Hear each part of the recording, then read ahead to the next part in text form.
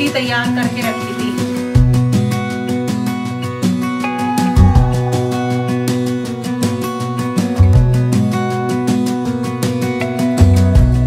As a young girl, the fields were mine. और ऐसी We played hide and seek for hours, raised our shadows among the pines. So offshore, playful and free. और अब मैं बना रही हूँ Maggi. Maggi ना शानू बना रहा है। आपसे मैंने कहा था ना सरप्राइज है। शानू सिर्फ एक दिन को आया है, कल आया था और आज मैंने इसे रोक लिया। रुकना ही पड़ा क्योंकि बहुत तेज बारिश हो रही थी।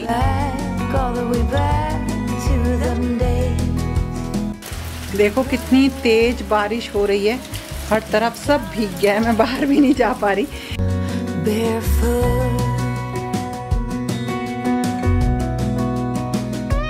नवरात्रि का त्योहार एक बहुत बड़ा त्योहार होता है, लंबा त्योहार होता है। इससे लंबा 9 दिन का पूरे साल अगर देखें तो कोई भी फेस्टिवल नहीं होता है। तो एक इतने बड़े जो है फेस्टिवल के लिए तैयारी भी करनी पड़ती है और इसकी तैयारी मैं तो 2-3 दिन पहले ही कर देती हूँ। और जो भी कर रही हूँ अब की बार आपके साथ इसलिए शेयर कर रही हूँ क्योंकि आप लोगों के बहुत ढेर सारे कमेंट्स थे लास्ट ईयर भी कि आप जो भी करते हो उसे शेयर किया करो।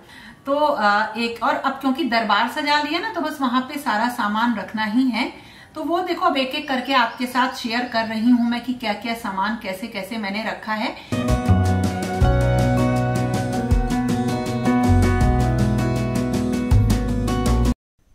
सबसे पहले पूजा के लिए जो छोटी छोटी चीज़ों की ज़रूरत पड़ेगी उसके लिए मैंने एक मसालादानी मतलब धो के रख ली है और इसमें ली हरी इलायची जो कि देवी जी के भोग में डेली ही चढ़ाई जाती है। उसके बाद खुशबू के लिए हवन में डाली जाती है गुग्गल, लोबान और इससे बहुत पॉजिटिविटी आती है और ये डेली हवन में जब हम करते हैं तब अलग से भी डालते हैं। और ये है सुपारी जो कि अगेन भोग में हम देवी जी को लगाएंगे पान के पत्ते पर। और उसके बाद जो छोटी छोटी चीज़ों में हमें चाहिए कच्ची हल्दी कलश में डालने के लिए। देखिए कच्ची हल्दी नहीं सॉरी हल्दी, साबुत हल्दी। और ये है कमल गट्टा जो कि अगेन कलश में डालेंगे, पूजा में यूज़ होता है। और फिर हमें चाहिए लौंग जो कि डेली ही देवी जी को चढ़ाई जाती है। और ये है इंद्रजौ जो कि अभी हम आगे देखेंगे कहाँ कहाँ यूज।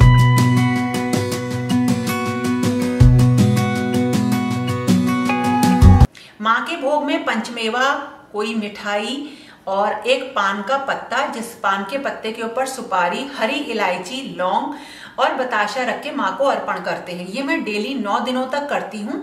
और इसके अलावा उनको 5 तरह के फल या जो भी फल हैं उनको भी अर्पण करते हैं। तो ये सारी चीजें अपने सामर्थ्य के हिसाब से होती हैं, लेकिन इतना हमेशा ही होता रहता है। मतलब मैं कर लेती हूँ तो हमेशा ऐसे ही मैं उनको भोग लगाती हूँ। नवरात्रों में होता है डेली हवन और ये एक टाइम मैं करती हूँ। देवताओं तक अगर आपको अपना भोग या पूजा सीधे पहुँचानी है तो उसके लिए हवन का इस्तेमाल होता है। तो हमें चाहिए बिल्कुल शुद्ध और बढ़िया हवन सामग्री जो कि मैं खुद बनाती हूँ। और उसके लिए ये गुग्गल या लोबान हमें चाहिए और चाहिए थोड़े से चावल। और देखिए ये जो चावल हैं या जौ हैं, इसके साथ अगर आपको गेहूँ मिले तो आप गेहूँ भी ले सकते हैं।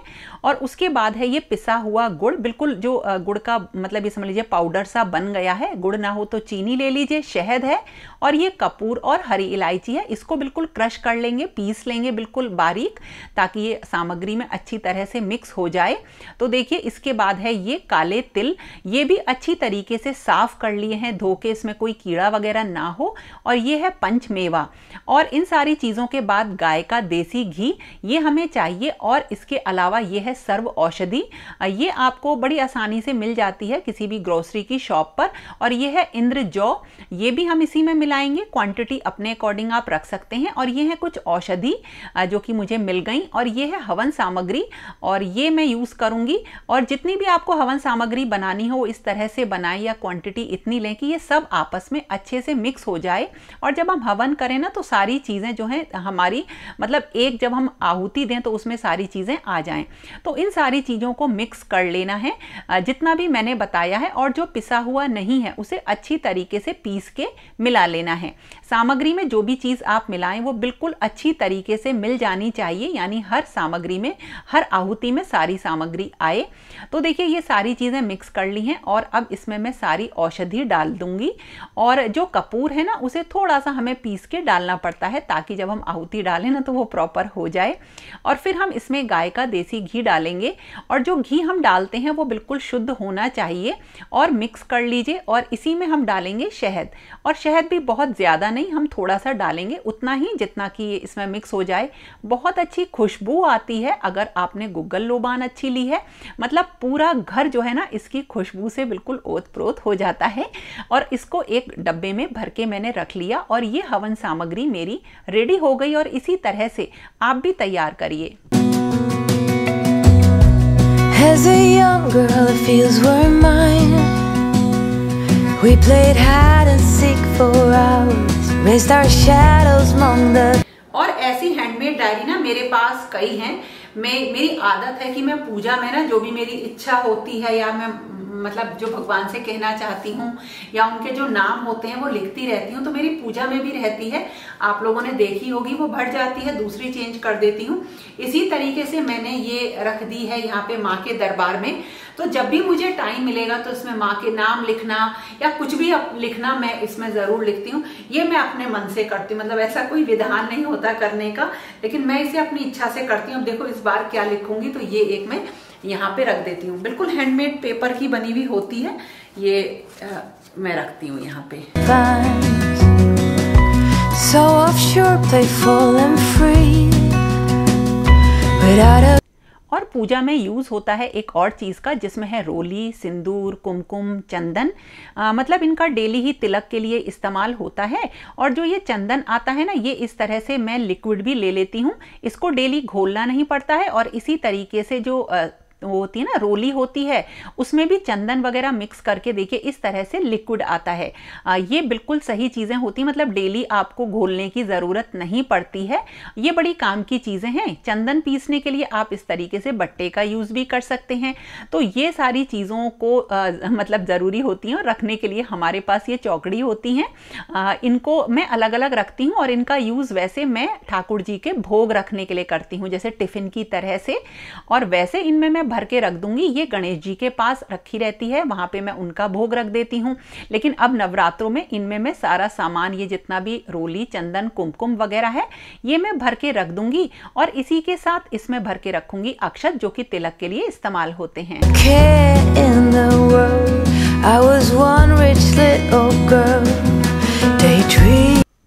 और ये है भीमसेनी कपूर, जो कि पूजा में बहुत ज़्यादा यूज़ होगा। और इसी के साथ साथ जो अखंड जोत होगी ना, उसकी बत्तियां भी मिल जाएंगी आपको मार्केट में बनी हुई, या आप खुद भी बना सकते हो। और रोली या मौली जो होती है ना, वो भी तो पूजा में ज़रूरी ही है।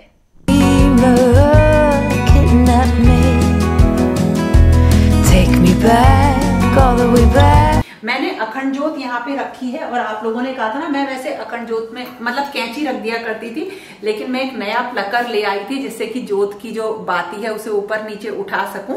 और यहीं पे मैं एक दीपक रखूंगी, जिससे कि जब इसकी बाती सही करें तो दीपक में लौ ले लेते हैं या मोमबत्ती में लौ ले लेते हैं। और ये मेरी एक नया दीपक है, या तो मैं इसमें लगाऊंगी अखंड जोत, इसमें करूंगी, या जिसमें मैं करती आ रही ना, ये बहुत सही है। मैं मतलब पता नहीं कितने सालों से इसी वाली अखंड जोत में ही मैं अखंड जोत जला रही हूँ। तो इस तरह से ये दोनों मैंने यहाँ पे अखंड जोत रख दी हैं।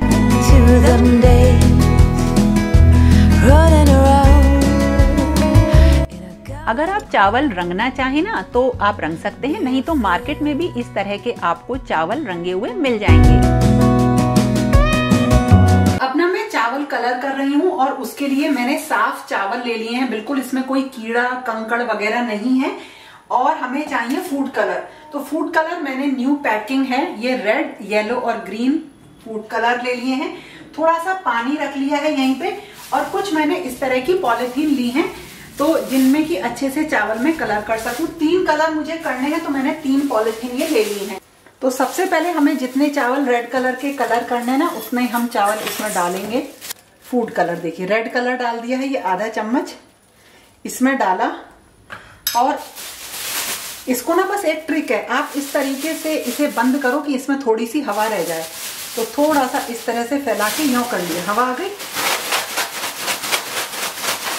इसे हिला लेंगे, धीरे धीरे करके कलर डालिए। और अब इसमें थोड़ी सी पानी की छींटें डालेंगे। देखिए अभी बिल्कुल ऐसे ही है ना, देखिए हल्के से वाइट है। थोड़ा सा पानी डालेंगे, करीब इसमें मैंने डाला है आधा चम्मच पानी।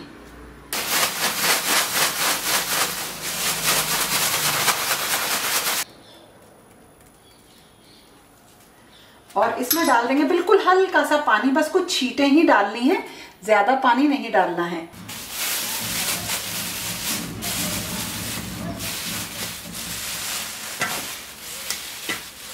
इसमें मैं डालूंगी येलो कलर, आराम से 2 चम्मच कलर डल जाता है।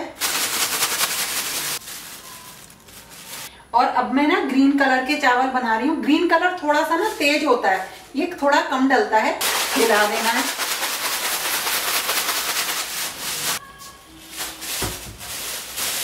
जो कलर्ड चावल होते हैं ना, इनसे बनता है अष्टदल कमल।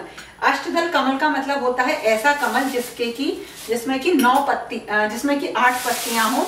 और वो चाहे आप दीपक रखो, चाहे आप अखंड ज्योत रखो, या आप कलश रखो, सब में बनाया जाता है वो, और उसी के ऊपर ये रखा जाता है। हो गए हैं बढ़िया तरह से, बिल्कुल आसानी से कलर हो जाते हैं चावल। देखो अब इनको मैं भी ऊपर रख रही हूँ। अभी मैंने पॉलिथीन में रखा है, इनको इन्हीं के डब्बे में रखूंगी, वहीं जाके किचन के डब्बों में नहीं रख रही हूँ।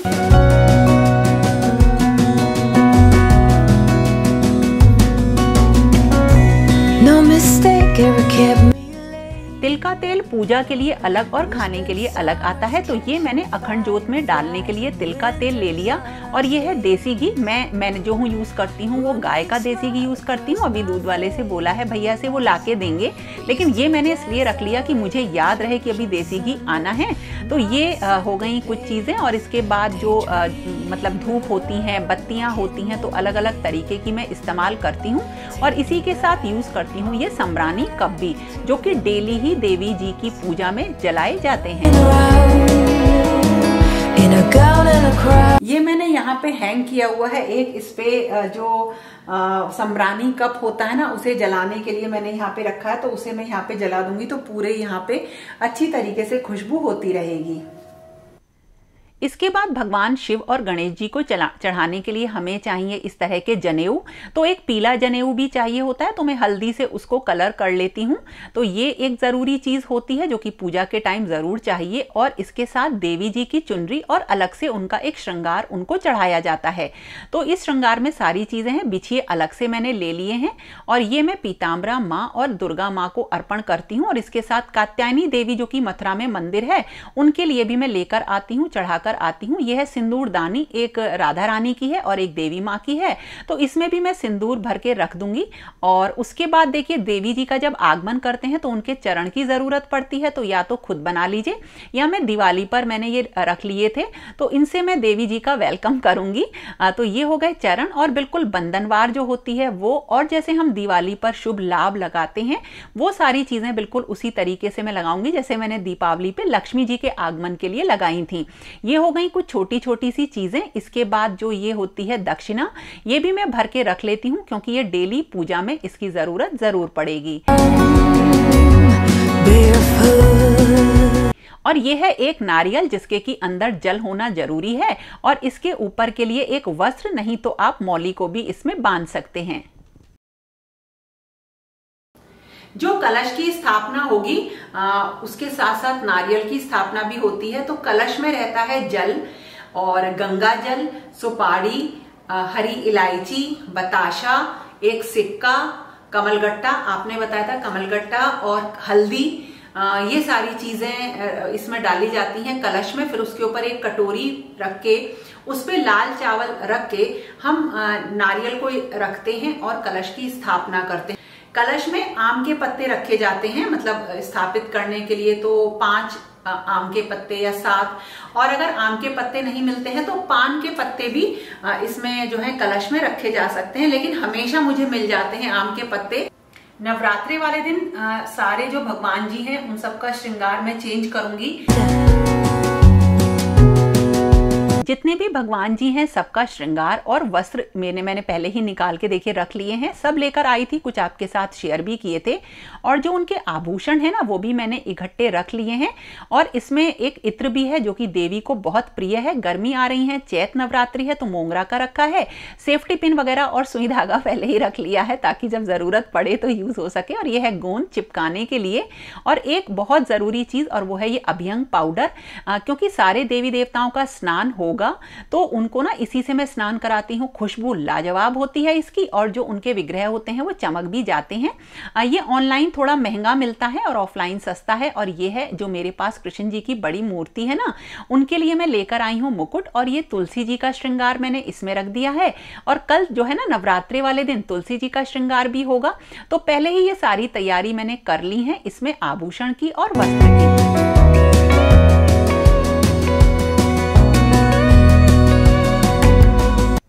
और जौ बोने के लिए एक मिट्टी का पात्र इस तरह का, और इस पे मैं ना कलर कर लेती हूँ और जौ को इस तरह से भर के रख लेती हूँ। मिट्टी मेरी गीली हो गई है ना तो दोबारा से सही उसे कर लूंगी, मैं ताजी मिट्टी ले लूंगी और कलर करके इसको भी रख दूंगी। इतनी तेज बारिश हो रही है ना, बस होती जा रही है। वो तो ये समझो कि मैं अपना सारा सामान ले आई थी ना, तो मुझे अब मार्केट की ज़रूरत नहीं है। और एक चीज़ गड़बड़ हो गई, बस देखो मैंने ना ये मिट्टी तैयार करके रखी थी, जौ बोते हैं ना उसके लिए, और ये कल रात में ना यहाँ पे ही रखी हुई थी और इसमें पानी गिर गया। मुझे लग रहा था पानी नहीं आएगा, वो पूरी गीली हो गई बिल्कुल, लेकिन सूख जाएगी, देखते हैं। नहीं तो नहीं सूखेगी ना तो इसमें देखती हूँ इसी में बो दूंगी जो अब जो माता रानी को मंजूर है वही होगा।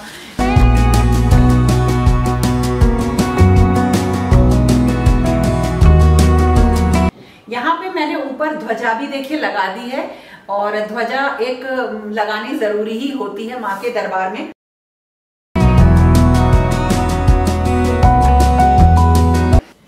अब मेरी जो तैयारी जितनी भी हो गई है उसमें एक चीज रह गई है, वो है उपले, यानी कि कंडे जिसमें कि हवन किया जाता है। और वो जो है आज मतलब वो आ जाते हैं, लेकिन क्योंकि बारिश की वजह से वो मुझे नहीं मिले, उनको मैं कल लाके रख दूंगी पहले ही। इसके बाद जो एक तैयारी होती है जो जस्ट एक दिन पहले होती है, उसमें होती है बंधनवार। आम के पत्ते और फूल होते हैं अलग अलग तरीके के, माँ को लाल रंग के गुड़हल के या लाल रंग के फूल चढ़ते हैं, जो भी मिल जाते हैं वो फूल, और ये सामान आएगा। माँ की सेवा करने का जो अवसर होता है वो बहुत कम लोगों को मिलता है, तो मैं भाग्यशाली हूँ कि मैं माँ की सेवा कर पाती हूँ। तो इस तरह से जितना हो सके आप भी करिए, तो आप सब लोगों को शुभ और मंगलमय नवरात्रि। तो दोस्तों ये था मेरा आज का वीडियो, कैसा लगा जरूर बताना, और पसंद आए तो लाइक कमेंट शेयर जरूर करना। और फिर मिलेंगे एक नई और इंटरेस्टिंग वीडियो के साथ, तब तक के लिए okay friends, thank you and bye bye.